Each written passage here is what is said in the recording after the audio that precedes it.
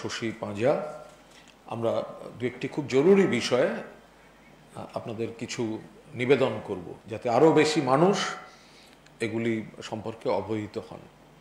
আপনারা জানেন, সন্ত্রাস বিরোধী প্রচারে আমাদের সর্বভারতীয় সাধারণ সম্পাদক দেশের একটি সর্বদলীয় প্রতিনিধি দলের সম্মানীয় সদস্য হিসেবে এই মুহূর্তে বিদেশ সফরে রয়েছেন। জাপানে অত্যন্ত সুদৃঢ়ভাবে অভিষেক বন্দ্যোপাধ্যায় তার বক্তব্য, দেশের বক্তব্য তিনি তুলে ধরেছেন। সে বিষয়ে ডক্টর পাঁজা সবিস্তারে বলবেন, আমি আসছি। এর মধ্যে একটি তাৎপর্যপূর্ণ ঘটনা ঘটেছে। সেটি হলো, গতকাল আমাদের সর্বভারতীয় সাধারণ সম্পাদক অভিষেক বন্দ্যোপাধ্যায় তিনি তার এই কর্মসূচি, যেটা সরকারি প্রতিনিধি দলের কর্মসূচি, তার মধ্যেই এক ফাঁকে তিনি গিয়েছিলেন প্রবাদ প্রতিম বিপ্লবী রাসবিহারী বসুর সমাধিস্থলে শ্রদ্ধা জানাতে, এবং গিয়ে দেখেছিলেন রক্ষণাবেক্ষণ মেনটেনেন্সের ত্রুটি। কেন এই অবস্থায় থাকবেন? বিশ্ববরেণ্য বিপ্লবী, বাংলার গর্ব, দেশের গর্ব। তিনি অ্যাম্বাসেডরের দৃষ্টি আকর্ষণ করেন। আমরা দেখলাম আজ, অর্থাৎ অভিষেক বন্দ্যোপাধ্যায় যাওয়ার পর, আজ ওই রাসবিহারী বসুর সমাধিস্থলে আজ গেলেন আমাদের ভারতবর্ষের যিনি ওখানে অ্যাম্বাসেডর আছেন, সিবি জর্জ, তার সঙ্গে গেলেন সাংসদ সঞ্জয় কুমার ঝা, জেডিইউ এমপি, এবং কংগ্রেসের সালমান খুরশিদ। আরে বাংলায় তো পথ দেখালো। এতদিন ধরে নাকি ওখানে প্রধানমন্ত্রী গেছেন জাপানে, ভারতবর্ষের সরকারের বিভিন্ন মন্ত্রীরা গেছেন। কারুর তো মনেও হয়নি যে রাসবিহারী বসু স্বাধীনতা সংগ্রামে তার কি অবদান, আজাদ হিন্দ ফৌজের ভিত্তি প্রস্তরটা রাসবিহারী বসু স্থাপন করে নেতাজি সুভাষচন্দ্র বসুর হাতে তুলে দিয়েছিলেন। সেই রাসবিহারী বসুর সমাধিতে জাপানে, সেখানে গিয়ে যে শ্রদ্ধা জানানো উচিত, সেটা কই? ভারতবর্ষের যারা প্রধানমন্ত্রী থেকে শুরু করে এত এত দেশ নেতা নাকি ওখানে গেলেন, তাদের মনেও হয়নি, তাদের সময়ও হয়নি, তারা করেননি। কে করেছেন? বাংলার ছেলে অভিষেক বন্দ্যোপাধ্যায়। এবং আজ অভিষেক বন্দ্যোপাধ্যায় যাওয়ার পর এরা গেছেন। অভিষেক দেখেছেন কালকে রাসবিহারী বসুর সমাধি, তাতে একটা নামের ফলকও নেই, নামের ফলকটুকু নেই। সেখানে যদি নামের ফলক, তার একটু সংক্ষিপ্ত ইতিহাস যদি লেখা না থাকে, তাহলে যারা দেখছেন, যারা আরও যাচ্ছেন, যারা পরের প্রজন্ম, তো তাদেরকে একটু দেখাবার জন্য, শেখানোর জন্য, ইনফর্ম করার জন্য তো ওগুলো করার দরকার। এগুলো অভিষেক বন্দ্যোপাধ্যায় দৃষ্টি আকর্ষণ করেছেন। এবং এই ধরনের বিদেশের মাটিতে গিয়ে দেশের শ্রদ্ধেয় বিপ্লবীদের সম্মান জানানো এবং তাদের সমাধিতে সেটা যথাযথ রক্ষণাবেক্ষণ থেকে শুরু করে যা যা করণীয়, সেগুলো করার জন্য অভিষেক বন্দ্যোপাধ্যায় যে দৃষ্টি আকর্ষণ করেছেন, তারপর আজ প্রতিনিধি দলের বাকিরা গিয়েছেন। ফলে আমরা অভিষেককে ধন্যবাদ জানাচ্ছি, অভিনন্দন জানাচ্ছি এই চিন্তাভাবনার জন্য, যে তিনি সরকারি প্রতিনিধি দলের শুধু কর্তব্য করেননি, তার মধ্যে যে একটা বৃহত্তর কর্তব্য থাকে বাংলার, সেটাও করে তিনি গোটা দেশের, গোটা বিশ্বের দৃষ্টি আকর্ষণ করেছেন। এর পাশাপাশি তিনি অত্যন্ত সুদৃঢ়ভাবে দেশের বক্তব্য রেখেছেন। আমি সে বিষয়ে বলার জন্য ডক্টর পাঁজাকে অনুরোধ করছি। তিনটি বিষয় বলে দিই। তার সঙ্গে মাননীয় শ্রী কুণাল ঘোষ বলেছেন যে শ্রী অভিষেক বন্দ্যোপাধ্যায় যে 9 মেম্বারদের নিয়ে যে প্রতিনিধি দল গেছেন, তার মধ্যে তিনিও মাননীয় সাংসদ গেছেন। তারা জাপানে আছেন। তিনটি বিষয় সেখানে। প্রথমে ব্যর্থহীন ভাষায় প্রেসে তিনি বলে দিয়েছেন যে ভারতবর্ষের এই যে প্রয়াস, যার মধ্যে প্রায় 8টি এরকম টিম সারা পৃথিবীতে ঘুরছে, তার মধ্যে একটি টিমের মধ্যে তিনি রয়েছেন যেখানে জাপানে, প্রত্যেকেই একটাই কথা যে জাতীয় সুরক্ষা, বিদেশ নীতি এবং জাতীয় সুরক্ষার সঙ্গে কোনো আপোষ হবে না। সন্ত্রাসবাদীরা যারা রয়েছেন কিংবা সন্ত্রাসবাদ যারা করছেন তাদের সঙ্গে কোনো আপোষ হয় না। সেই ক্ষেত্রে সেই সংসদীয় দলেতেও কিন্তু বিভিন্ন পলিটিক্যাল পার্টি থেকে মাননীয় সদস্যরা গেছেন, কিন্তু যখন দেশের কথা তখন প্রত্যেকেই ঐক্যবদ্ধভাবে একটি কথাই বলছে এবং সেটা ভারতবর্ষের বাইরে সকলকে জানাচ্ছে। তাহলে এই প্রেসের মাধ্যমে কড়া ভাষায় পাকিস্তান যে চিহ্নিত 2-3টি উদাহরণ দিয়ে যে যদি জঙ্গিদের মারা হয়, যখন ভারতবর্ষ প্রতিরোধ করলো, প্রতিবাদ করলো এবং অপারেশন সিন্দুর যখন হলো, তো জঙ্গিরা মারা গেলেন যারা, তারপরে দেখা গেল যে পাকিস্তানের সৈন্যরা এসে তাদের অন্ত্যেষ্টিতে তারা উপস্থিত রয়েছেন। তাহলে সেটা একটা প্রমাণ। আর যেখানে 24 ঘন্টার মধ্যেই টিআরএফ যখন দায়িত্ব নিয়েছে, যে লস্করে তৈবারই আর একটি অর্গানাইজেশন, অভিষেক বন্দ্যোপাধ্যায় এটাকে আরও তুলে ধরে বলেছেন যে ইউনাইটেড নেশনসে কিন্তু পাকিস্তান এবং আরও একটা বৃহত্তর মহাদেশ তাদেরকে সমর্থন করেছিলেন, এবং তখন এই ব্যান্ড আউটফিট এটাকে যে ব্যান করা উচিত ইউনাইটেড নেশনসের লিস্টে, তাতে কিন্তু পাকিস্তান বলল না, করো না। এটাকে তিনি আবার উল্লেখযোগ্যভাবে তুলে ধরলেন। ফলে পাকিস্তান যে প্রমাণিত যে এইগুলোর সঙ্গে, এই সন্ত্রাসবাদীর সঙ্গে যুক্ত রয়েছে, সেটা পরিষ্কার তিনি বলে দিয়েছেন প্রেসে। এটা গেল একদিকে। দ্বিতীয়ত তিনি ডায়াসপোরা, যেটাকে বলে ইন্ডিয়ান ডায়াসপোরা, যারা ভারতীয়রা কিন্তু সেইখানে জাপানে রয়েছেন, সেখানে থাকছেন, তারা বলছেন আপনারা তো ভারতবর্ষে, তিনি বললেন ভারতবর্ষের তো আপনি প্রতিনিধি, আপনারা এখানে থাকছেন, ভারতবর্ষের কালচার ইত্যাদি সবটাকে নিয়ে আবার একটা বিদেশে মাটিতে আছেন।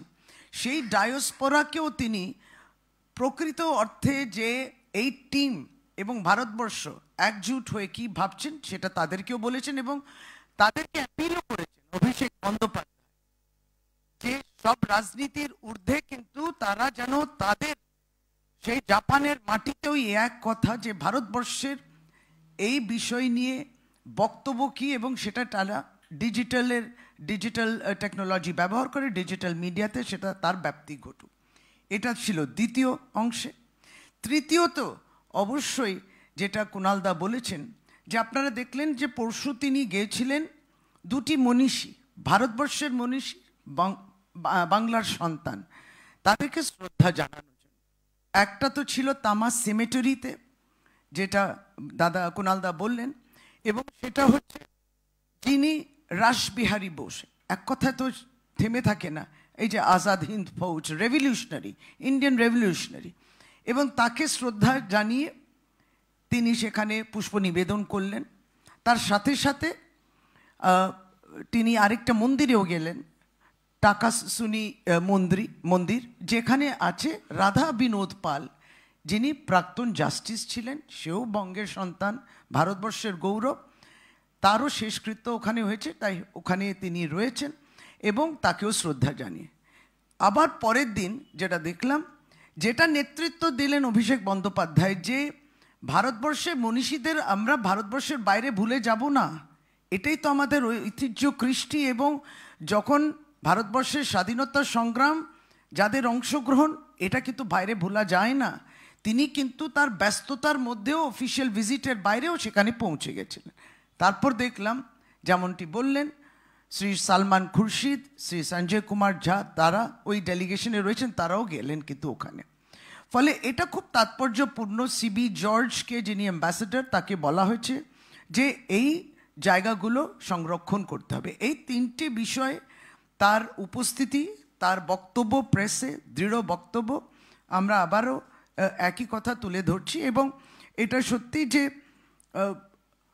সব রাজনীতির ঊর্ধ্বে প্রত্যেকটি রাজনৈতিক দলের প্রতিনিধিরা একটি টিম হিসেবে গেছে ভারতবর্ষের প্রতিনিধিত্ব করার জন্য। তাই এই কথাগুলোকে আমরা আবার উল্লেখ করলাম এবং তাৎপর্যপূর্ণভাবে আপনাদের সামনে অভিষেক বন্দ্যোপাধ্যায়ের এই কথাগুলো।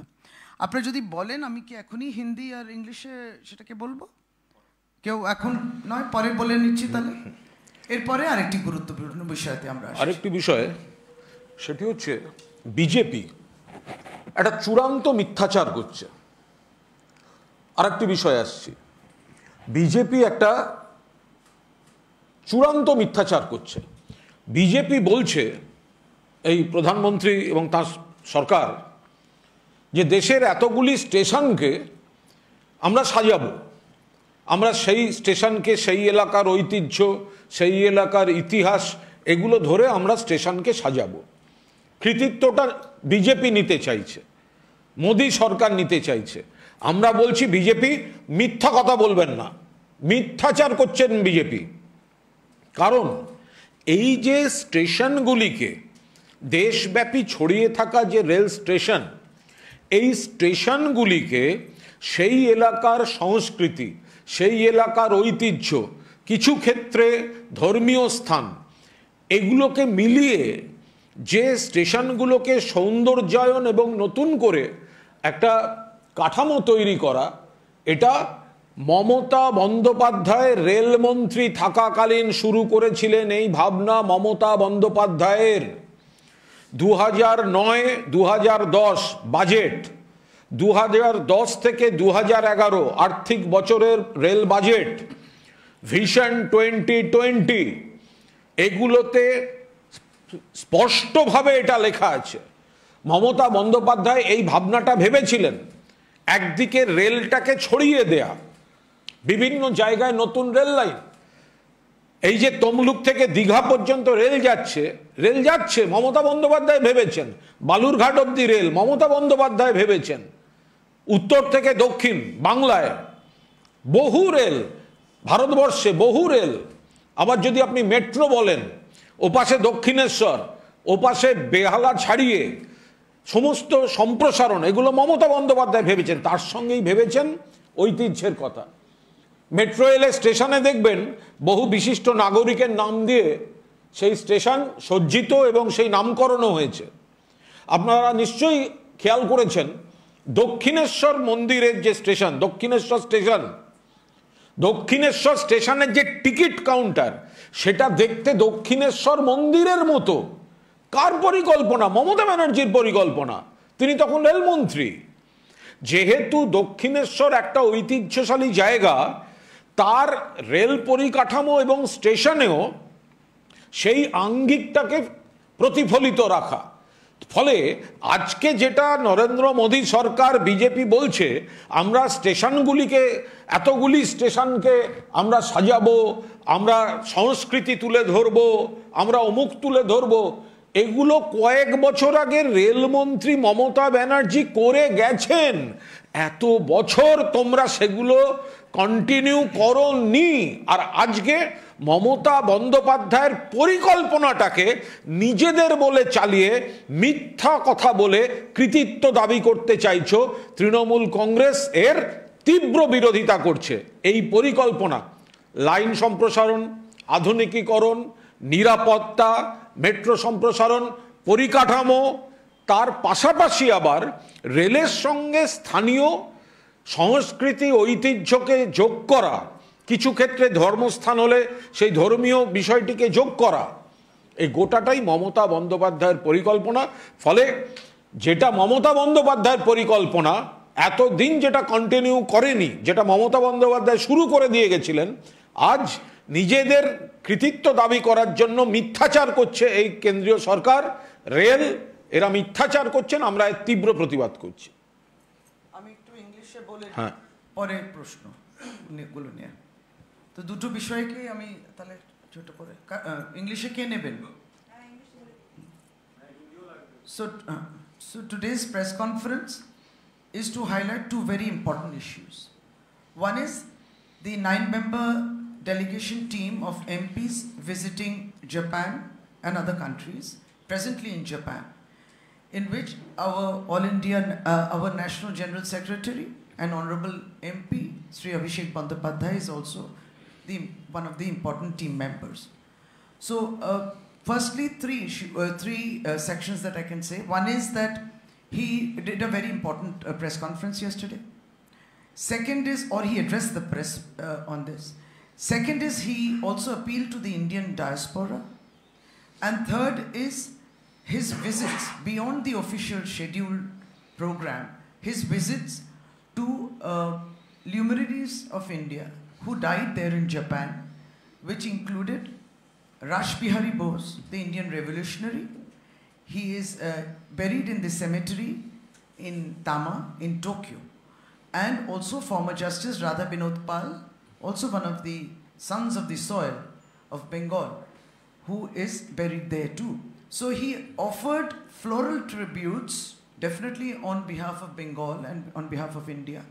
And we thank him for this, because what came out was that many visitors from India and many dignitaries from India, including political dignitaries in high offices, have been to Japan, but nobody has ever visited these cemeteries to offer tributes and respects to the Indian revolutionary Rash Bihari Bose or to former Justice Radha Binod Pal. This is one.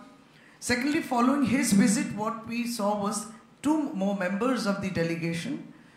The next day, Salman Khurshid and Sanjay Kumar Jha, they too visited these places.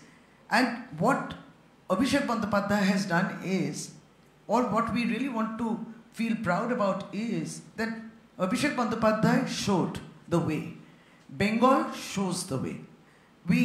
This is the way Bengal shows respect to the sons of the soil of this great country and sons of the soil of this great state, with others following suit later on.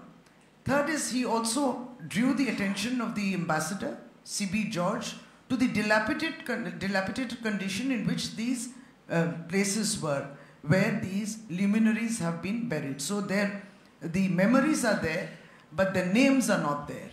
So their contribution to the Indian freedom movement and otherwise are all there in history, but somehow they have forgotten to maintain those places, and the ambassador has taken cognizance of the same.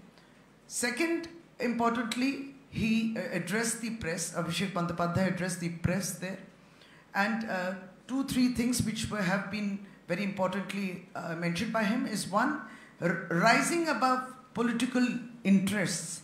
All members belonging to different political parties are there in Japan in this delegation to promote and to put the right picture of India's fight against terrorism, and to globally make people aware of the same and the countries aware of India's fight against terrorism. He mentioned 2 things in which he said that TRF, which claimed responsibility for the Pahalgam massacre and the killing of the tourists, that Pakistan had taken a step to not have it banned in the United Nations. So Pakistan is deeply involved in this terrorist activity and has its hand to promote terrorism, and this is something which India is representing through this delegation abroad. He had also appealed to the Indian diaspora to say that you are the greatest asset of India in Japan, and that through your digital networking, India's picture should be rightfully transmitted. This knowledge should be transferred to all. That India fights against terrorism and they must also join in with him. So this is an appeal on behalf of Trinamool Congress, and as an elected member of the Lok Sabha from Trinamool Congress, as a part of the delegation, he addressed it. This was also very important. Next is another issue, which is, and that is BJP will never stop from its fake, manipulative, and false narratives. They are experts in this. Again, the other day, Honorable Prime Minister was inaugurating many stations in India which have been newly refurbished and renovated. Now in that, the BJP is trying to promote the idea as if they are the leaders and they are the initiators of an idea that railway stations should be painted in the local to promote the local culture, to promote the local language, to promote the local history, to promote the local religion. But again, we need to tell BJP that people remember, people have memories. And we remember very clearly, Honorable Chief Minister now, Mamata Banerjee, was former railway minister, and during her tenure, it was her idea. She is the initiator of this idea in which railway stations across India should represent a piece of history of that local area. Now, this was an idea of Mamata Banerjee. So stop hijacking ideas and give credence and give merit to those who initiated it. So BJP, you have to stop your fake and false narrative. This is one. We have noticed also, even when the metro expansion is taking place, this was all a vision of her statement in the railways, the railway budget, which is hence subsumed now. It is no more a separate budget. It has been subsumed by this BJP government. But it was there in her statement, railway vision statement, when she was the railway minister. So this expansion, you need to give due credit to the former railway minister, Mamata Banerjee.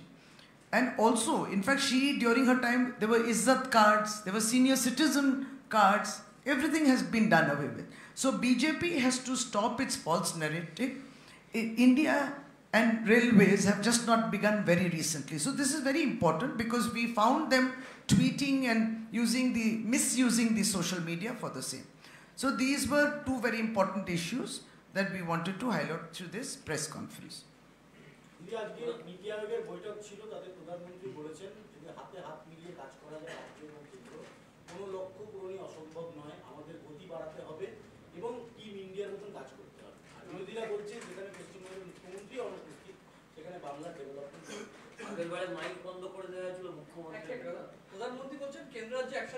আমরা পরিষ্কার বলছি, এই বৈঠকের বিষয়টি সম্পূর্ণ সরকারি বিষয় এবং মাননীয় মুখ্যমন্ত্রী তিনি গোটা বিষয়টি যা সিদ্ধান্ত নেয়ার তিনি নিচ্ছেন। এ বিষয়ে দলের তরফ থেকে আমরা কোনো মন্তব্য করব না।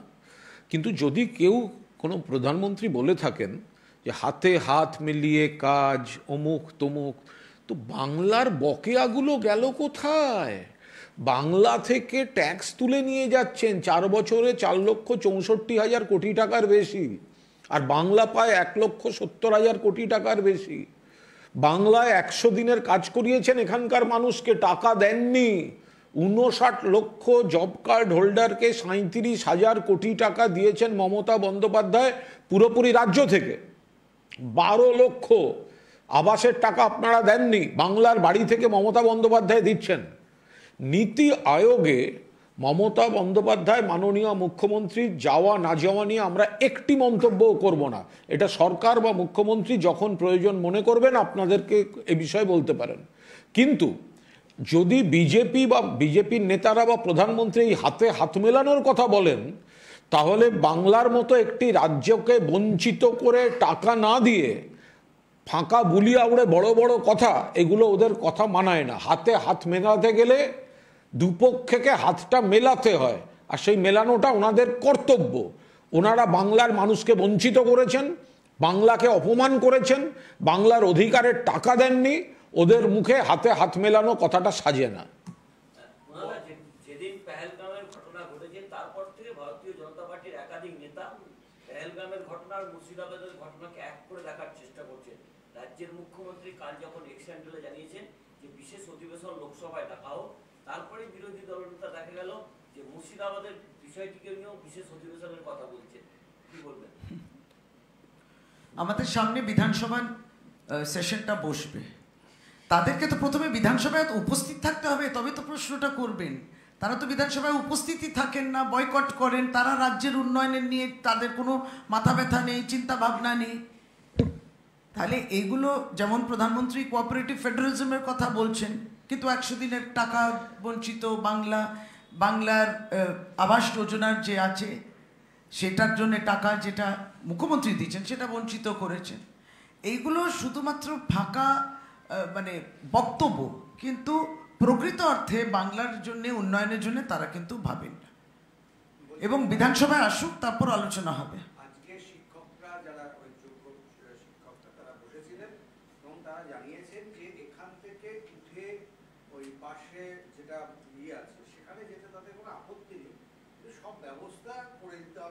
সরকারকে, আপাতত তারা এখানেই বসে থাকবে। হাইকোর্টের নির্দেশ সত্ত্বেও তারা বিকাশ করছে। দেখুন, এটা সম্পূর্ণ হাইকোর্টের যে রায় তার সঙ্গে তারা মানবেন কি মানবেন না এটা তাদের বিষয়।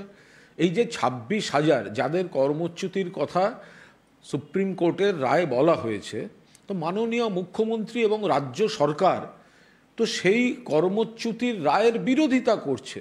রিভিউ পিটিশন থেকে শুরু করে আইনে যেভাবে এনাদের চাকরির সুরক্ষা দেওয়া সম্ভব সেগুলো করছেন। অন্তর্বর্তীকালীন সময়ে কিছু রিলিফ স্টেপস সেটাও গভর্নমেন্ট নিয়েছেন। তো এখন যে সমস্ত রাজনৈতিক দলের আইনজীবীরা চাকরি খেতে হবে বলে যারা চাকরি খাওয়ার রাজনীতি করেছেন, যে বিজেপির সাংসদ আমি চাকরি খাওয়ার পক্ষে যারা বলেছেন, তা এখন তারাই আবার প্ররোচনা দিচ্ছেন এদেরকে। তো এদেরকে দিয়ে বসিয়ে বিকাশ ভবনের সামনে বসতে হবে, গেট ভেঙে ঢুকতে হবে, সরকারি কর্মচারী যারা বিকাশ ভবনে চাকরি করেন তাদের বাড়ি যেতে দেওয়া হবে না, পুলিশকে ইট পাটকেল মারা, এই অংশটা করাচ্ছেন। তার উপর দাঁড়িয়ে কোর্ট কিছু বক্তব্য রেখেছেন, তাতে যদি ওনারা কি করবেন সে ওনাদের ব্যাপার, মানুষ দেখছেন।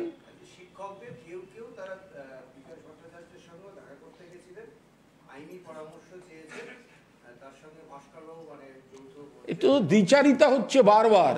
সিপিএম এর এই আইনজীবীরা বারবার দ্বিচারিতা করছেন। যে বিকাশ ভট্টাচার্য বা যে সিপিএম এর লোকেরা বলছে এদের চাকরি খাওয়া হোক, যার জন্য এসএফআই কেও উল্টো কথা বলতে হয়েছিল। এই সিপিএম এর এই বিকাশবাবু এবং তাদের লয়াররা যেভাবে চাকরি খাওয়ার পক্ষে সওয়াল করেছেন, যার জন্য এসএফআইকেও বলতে হয়েছিল এটা হতে পারে না। আবার তাদের কাছেই যদি কেউ যায় নিতে, মানে ভক্ষকের কাছে যদি কেউ যায় পরামর্শ নিতে, তাদের ব্যাপার। SLST, work education, physical education, যাদের ধর্ণা মঞ্চে গিয়ে এই বিকাশ ভট্টাচার্য এবং তার লোকেরা বসতেন, তাদের হয়ে মামলা লড়েছেন, মুখ্যমন্ত্রী যখন তাদের চাকরি দেওয়ার প্রসেস করছেন, এরাই আবার কোর্টে গিয়ে তাদের বিরোধিতা করছে। এটা কি করে হতে পারে?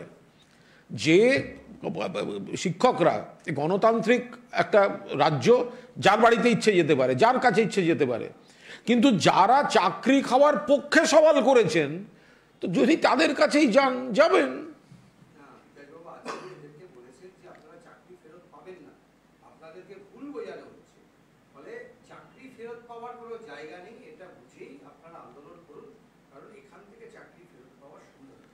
আমরা এ নিয়ে কোনো মন্তব্য করব না, তার কারণ ওটা আদালতের বিষয়ে। রাজ্য সরকার আবার আদালতে যাচ্ছে, শিক্ষা দপ্তর দেখছে, আমরা দলের তরফ থেকে কোনো মন্তব্য করব না। কিন্তু এই যে সিপিএম এর লোকেরা, সিপিএম এর লয়াররা চাকরি খাওয়ার যে কাজটা করে যাচ্ছেন, কোর্টে গিয়ে চাকরি খেতে হবে, কোর্টে গিয়ে বাতিল করতে হবে, তাদেরকে বলা চাকরি হবে না, এটা কি? আর মমতা বন্দ্যোপাধ্যায় সরকার রিভিউ পিটিশন, কেন সকলের চাকরি যাবে, কেন এতগুলি পরিবার বিপদে পড়বে? তফাৎটা তো এইখানেই। অমিত শাহ আসছেন, তিনি দেখা যাচ্ছেন যে কৃষি সমবায়ের সঙ্গে যুক্ত 700 লোকের সঙ্গে বৈঠক করবেন। এই সমবায় যে আন্দোলন, সেটাকে অমিত শাহ রাজ ধরতে চাইছেন, বেশি বুঝে। দেখুন, এগুলো উনি কোথায় আসছেন, কিসের জন্য আসছেন, তাদের ব্যাপার। গণতান্ত্রিক এটা একটা রাজ্য, তিনি সেই রাজ্যে আসছেন যেখানে কৃষক আত্মহত্যা করে না, কিন্তু যেই রাজ্যগুলোতে তিনি যাচ্ছেন না সেখানে কৃষক আত্মহত্যা করছে। কৃষকদের প্রকৃত সমস্যাটা তো তিনি বুঝতে পারেন। দিল্লিতে বসে আছে তো কৃষকরা, দিল্লির উপকণ্ঠে ওরা ঢুকতে দেয় না, কেউ যায়নি, পুলিশ দিয়ে মেরেছে। তাদের কাছে কৃষকরা যখন বছর পর বছর বসে রইল, তাদের দাবি শোনার জন্য কেউ যায়নি। তিনি আসছেন এখানে আন্দোলন করার জন্যে। সামনে 2026, এখন অনেকবার যাতায়াত হবে, টাকাও বন্ধ হবে, আবারও হারবে, আবার যাতায়াত হবে। অমিত শাহ আগে উত্তর দিন যে দিল্লির উপকণ্ঠে দীর্ঘদিন যে কৃষকরা বসেছিলেন আন্দোলনে, তিনি কবার গেছেন, কেন কৃষকদের দিল্লিতে ঢুকতে দেওয়া হয়নি, কেন কৃষকদের উপর লাঠি চলেছিল, কেন রাস্তায় গজাল পুঁতে দেওয়া হয়েছিল যাতে কৃষকরা ঢুকতে না পারেন, কেন কেন্দ্রীয় মন্ত্রীর ছেলে আন্দোলনরত কৃষকদের উপর জিপ তুলে দিয়ে 4 জনকে পিষে মেরে দিয়েছিল, কি ব্যবস্থা এই অমিত শাহ নিয়েছেন, আর সেই কৃষকদের বাড়িতে গেছিলেন কিনা? আগে এগুলো দিন। কৃষক বিরোধী বিজেপি, কৃষক বিরোধী সরকার কৃষি আইন করার পর প্রত্যাহার করে নিতে হয়েছিল, এখানে আসছেন নাটক করতে, আগে পশ্চিমবঙ্গের বকেয়া টাকা দিন, খালি হাতে রাজনীতি করতে আসবেন না। সিভিক নিয়ে একটা সমস্যা হয়েছে, আপনি কোনো সমস্যা হয়নি। ময়দান থানায় একজন সিভিক অন্যায় করেছে, একটা অন্যায় করেছে। এই যে সাংবাদিকদের মধ্যে কেউ যদি লাফাতে লাফাতে গিয়ে বলে সেকুলারদের বের করে দিতে হবে, তো তাহলে কি সেটা কি গোটা সাংবাদিকদের নিয়ে সমস্যা হয়েছে বললে হবে? হবে কি? আপনি বলুন না আমায়। সব পেশার মধ্যেই কিছু ভালো থাকতে পারে, কেউ অন্যায় বিচ্ছিন্ন কাজ করেছে।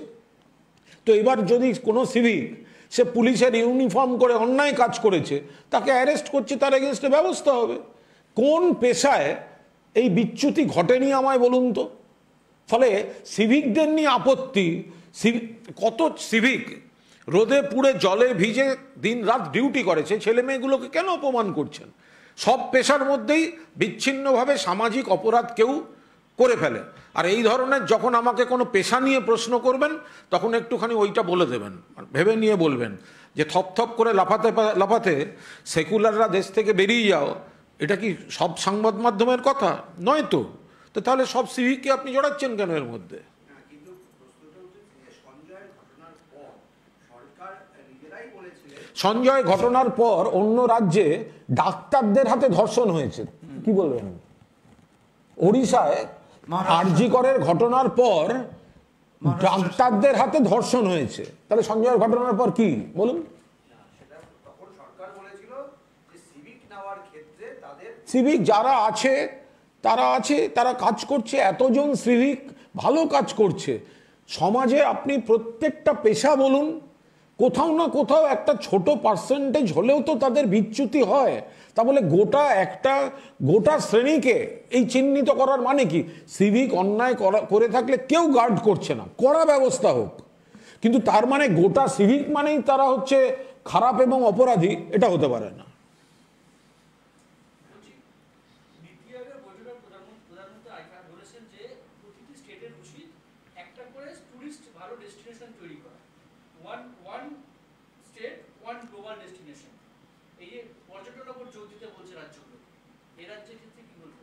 জানি না, যে রাজ্যে একটু পিছিয়ে গেছে তারা এই উপদেশটা নিতে পারেন, কারণ আমরা জানি রাজ্যের মাননীয় মুখ্যমন্ত্রী ট্যুরিজম, পর্যটনকে প্রাধান্য দিয়েছে। এবং দুঃখের সঙ্গে বলি, পর্যটন নিয়ে তিনি বললেন, কিন্তু সেই পর্যটকদের কথা বললেন না যারা প্রাণ হারালেন পহেলগাঁওতে। এই পর্যটন করতেই আপনি প্রমোট করতে বলছেন, আপনি ওখানে কি সিকিউরিটি দিয়েছেন? তিনি সেই ভিকটিমস যারা ছিলেন তার পরিবার অবধিও পৌঁছননি। তিনি তো কাশ্মীরই পৌঁছননি, জম্মু কাশ্মীরই পৌঁছননি, তিনি তখন বিহার চলে গেলেন 24। আমরা এগুলো বলতে চাই না, পর্যটনের উপর জোর দিক নিশ্চয়ই, কিছু পর্যটকদেরও সুরক্ষা দেখতে হবে। আর বাংলায় কিন্তু পর্যটন যথার্থভাবে সেটাকে প্রমোট করা হয়, কারণ আমরা এখানে সমস্তটা পেয়ে যাই। আমরা দার্জিলিংয়ে পাহাড়ও পেয়ে যাই, আমরা সুন্দরবনও পেয়ে যাই, আমাদের সুন্দর গঙ্গা নদীও আছে। সুতরাং যথেষ্টভাবে প্রমোট করা, কারণ সুন্দর চা বাগানগুলোও রয়েছে, বিভিন্ন মন্দির রয়েছে, বিভিন্ন পর্যটনের স্থল, অনেক সমুদ্র রয়েছে, টুরিস্ট স্পট প্রচুর, হোমস্টে হয়েছে। এবং এমন নয় যে অনেক টাকা পয়সা নিয়ে আপনি ট্যুরিজমগুলো করবেন, সাধারণ মানুষও যাতে ট্যুরিস্ট স্পট হতে পারে। এবং সত্যি ওটা মন্দির, জগন্নাথ মন্দির যেটা দীঘাতে হয়েছে, আপনি দেখুন লক্ষ লক্ষ মানুষের ভিড় ওখানে, সেটাও কিন্তু রিলিজিয়াস ট্যুরিজমের একটা পার্ট হয়ে গেছে। যে ঘটনাটা মানে জয়ন্ত ছিল, সেটা এখনো জেল বলবো, কিন্তু তার হুমকির ভয় নাকি এলাকার বাসীরা অভ্যস্ত। এটা নিয়ে কে বিরক্তি প্রকাশ করছে?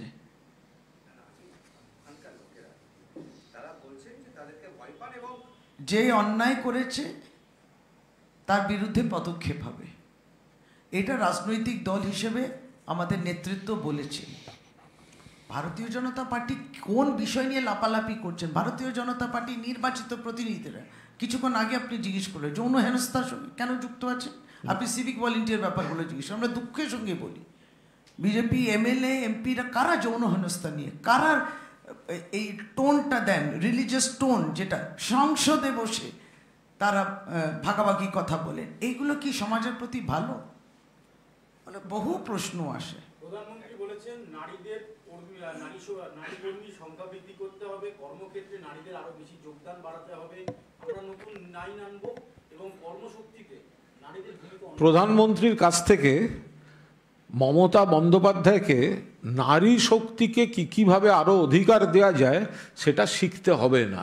তৃণমূল কংগ্রেস একমাত্র দল সারা ভারতের মধ্যে সর্বস্তরে এমপি, এমএলএ, মন্ত্রী, একজন আমার সঙ্গেই এখানে কাউন্সিলর, পঞ্চায়েত, সর্বস্তরে এবং দলের বিভিন্ন পদে মহিলাদের অংশগ্রহণ সব থেকে বেশি। আর্থিক অধিকার, রাজনৈতিক অধিকার, প্রশাসনিক অধিকার, রোজগারের অধিকার, সব দিক থেকে পশ্চিমবঙ্গ কন্যাশ্রী থেকে লক্ষ্মীর ভাণ্ডার, সমস্ত জায়গায় কর্মসংস্থান থেকে স্বনির্ভর, সমস্ত দিক থেকে ভারতবর্ষের মধ্যে 1 নম্বর হচ্ছেন পশ্চিমবঙ্গ মহিলাদের উন্নয়নে। সেখানে নরেন্দ্র মোদীর কাছ থেকে মমতা ব্যানার্জির রাজ্যকে মহিলাদের উন্নয়ন নিয়ে জ্ঞান শুনতে হবে না।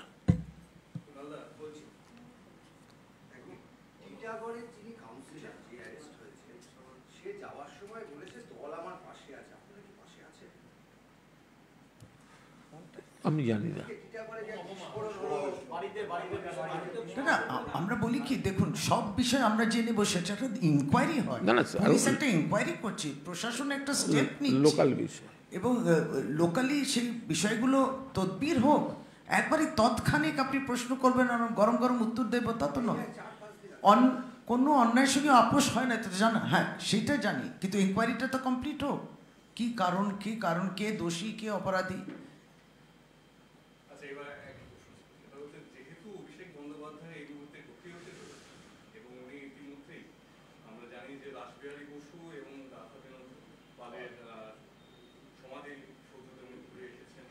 না, শুধু ঘুরে আসা ব্যাপারটা নয়, সেটা যে রক্ষণাবেক্ষণের অভাব, এটাকেই আমরা বেশি হাইলাইট করতে, যেটা তিনি দৃষ্টি আকর্ষণ করেছেন এই দেশের। স্বাভাবিকভাবে একটা প্রশ্ন উঠে আসছে আম জনতার মধ্যে, যে টোকিও থেকে মাত্র 4 কিলোমিটার দূরে রেনকোজি মন্দির রয়েছে, যেখানে নেতাজি সুভাষচন্দ্র বসুর সম্ভাব্য চিতাভস্ম সেখানে সংরক্ষিত করা রয়েছে। অভিষেকের সময় হবে বা তার কি কোনো পরিকল্পনা রয়েছে যে জাপান ছাড়ার আগে এবার এই গতিতে যাও? দেখুন, আমরা তো তার সফরসূচিটা পুরো জানি না, সফরসূচিটা পুরো আমরা জানি না। একটা ঠাসা ব্যস্ততার মধ্যে রয়েছে, সেখানে উনি যেখানে রয়েছেন সেখান থেকে কোনটা কাছে, কতটুকু সময় বার করতে পারছেন, এগুলো না জেনে এই প্রশ্নের উত্তর দেওয়া সম্ভব নয়। তাছাড়া আপনি যে বলছেন সেটা এখনও ওটি মানে দুর্ঘটনা কি দুর্ঘটনা নয় সেটা আলাদা বিষয়, নিশ্চয়ই ওটা একটা দেখতে যাওয়ার মতো বিষয়, কিন্তু আমরা না জেনে কোনো মন্তব্য করব না, কারণ ওনার এই ব্যস্ত শিডিউলের মধ্যে ঠিক কখন কোথা থেকে কিভাবে সময় বার করতে পারছেন এটা জানাটা আমাদের পক্ষে সম্ভব নয়। রাহুল গান্ধীও কিন্তু কাশ্মীরে গেছিলেন, গতকাল তৃণমূলের প্রতিনিধি দলটা গেছিলেন, কি বলবেন? মানে ওখানে গিয়ে তিনিও বলে এসেছেন যে সন্ত্রাসবাদের বিরুদ্ধে লড়াই করতে হবে। না, আমাদের যে 5 মেম্বার টিম গেছিল, সাংসদরা যারা গেছেন, একবারই মাটির স্তরেতে সকলের সঙ্গে কথাও বলেছে এবং সেখানকার মুখ্যমন্ত্রী ওমর আবদুল্লাহ মাননীয় মুখ্যমন্ত্রীকে ধন্যবাদ জানিয়েছেন যে আপনি এই টিমটা পাঠিয়েছেন। তিনি সত্যি আশ্বস্ত হয়েছেন যেতে তাদের কাছে 5 জন সাংসদ এসছেন, মমতা বন্দ্যোপাধ্যায় তাদেরকে পাঠিয়েছেন তাদের কথা শোনার জন্য, এবং ওই যে 3টি যে ক্রস বর্ডার শেলিং হচ্ছে উরি, রাজৌরি, ওই পুঞ্চেতে, সেই বিষয়ে কত মৃত্যু হয়েছে, এটাও যে প্রধানমন্ত্রীর বক্তব্যে কিংবা প্রশাসনের স্তর থেকে পদক্ষেপ নেওয়া দরকার, এইগুলোই ডেলিগেশন ওখানে গেছে এবং তাদের সঙ্গে মিশে কথা বলেছেন। এবার আপনি বলছেন রাহুল গান্ধীও গেছেন, তার সফরসূচি চলছে, তারপর উনি যেমন বক্তব্য বলবেন তখন আমরা সকলেই শুনবো। জাল ওষুধ চক্র, সেটাতে যেমন বাংলার অনেকেই গ্রেপ্তার হয়েছেন, মুখ্যমন্ত্রী সক্রিয়, কিন্তু দেখা যাচ্ছে যে ম্যাক্সিমাম যে কারখানা মানে যেগুলোকে চিহ্নিত করা হয়েছে সেগুলো কিন্তু বিজেপি শাসিত 2টো রাজ্যে, এবং সেখান থেকে এই জাল ওষুধ তৈরি হয়ে গোটা ভারতবর্ষে ছড়িয়ে দেওয়া হয়, এমনকি বাইরে। তবে এক্ষেত্রে কেন্দ্রীয় সরকার কি দায়িত্ব পালন করছেন, বা এখানকার বিজেপি যারা প্রতিদিন মিছিল করে জাল ওষুধের কারবারি বন্ধ করতে হবে, কি বলতে চান? বিজেপির কোনো আন্দোলনের কোনো টার্গেট আছে, কোনো লক্ষ্য আছে, কোনো নির্দিষ্ট পারপাস আছে? নেই, পারপাসলেস এখন। সুতরাং সেটা নিয়ে আমরা বলবো না। আমাদের শুধু এইটুকু বলা যে গভর্নমেন্ট অফ ওয়েস্ট বেঙ্গল কিন্তু একটা রেগুলেটরি মেকানিজম রাখে, এবং এই যে ওষুধগুলো আছে সেগুলো ব্যাচ ওয়াইজ চেকিং করা। আপনি দেখবেন 23 তারিখেও একটি অ্যাডভাইজারি বেরিয়েছে ড্রাগ হোলসেলার্স এবং রিটেলার্সের জন্য for purchase of medicines from authentic source to trace to the original manufacture. মানে যে অরিজিনালি ম্যানুফ্যাকচার করছে ওষুধ, তার যে ওষুধটা তারপর রিটেল হচ্ছে, এখানে হোলসেল হচ্ছে, কনজিউমার যিনি ওষুধগুলো ব্যবহার করবেন, খাবেন, তারাও যেন এই বিষয় নিয়ে অবগত থাকেন। এই অ্যাওয়ারনেসটাও অ্যাডভাইজারি রূপে স্বাস্থ্য ভবন থেকেও এসছে। পশ্চিমবঙ্গ সরকারের কিন্তু একটি পরিষ্কার একটা রেগুলেটরি মেকানিজম আছেন। আপনি দেখবেন ব্যাচেসে আসে, তো আপনি যখন ওষুধ প্রকিওর করেন, আমি টেন্ডার ইত্যাদিগুলোর মধ্যে যাচ্ছি না, সেগুলো নিশ্চয়ই করে যখন ব্যাচগুলোতে আসে, এই ব্যাচগুলোকে র্যান্ডম কিন্তু চেকিং করা, এবং তাতে যদি কোনো গোলমাল কিছু দেখা যায় পুরো ব্যাচটাকে ডিসকার্ড করা এবং অরিজিনালি যে ম্যানুফ্যাকচার আছে তার কাছে যায়। আমাদের এখানে সরকারি ল্যাব আছে, আরও 7টি এরকম প্রাইভেট NABL ল্যাব আছে যেখানে ওষুধগুলো চেকিং হয়।